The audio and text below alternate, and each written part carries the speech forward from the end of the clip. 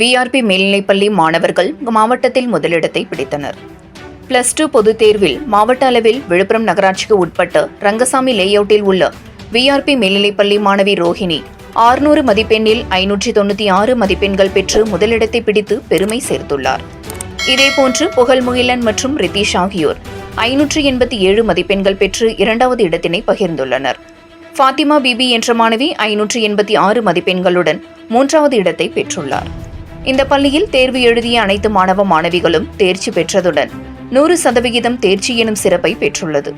மேலும் மாவட்ட அளவில் முதலிடத்தை பெற்ற பெருமையும் இந்த பள்ளிக்கே சேர்கிறது. மாணவ மாணவிகளின் சாதனையை பாராட்டும் வகையில் பள்ளி தாளாளர் சோழன் அவர்கள் சால்வை அணிவித்து இனிப்புகள் வழங்கி பாராட்டினார்.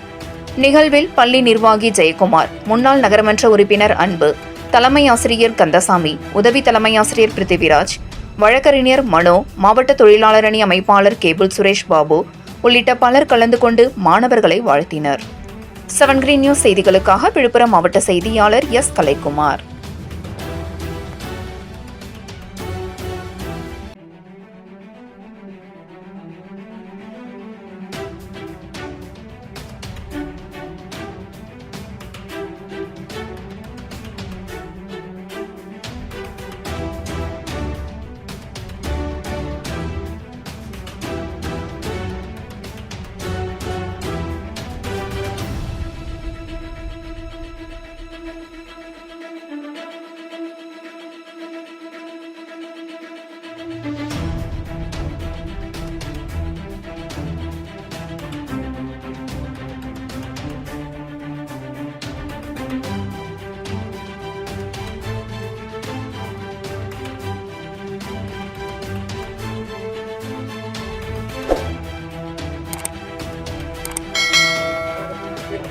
வந்து 12th ரிசல்ட் ரிலீஸ் ஆயிருக்கு. 600க்கு 596 ஸ்கோர் பண்ணேன்.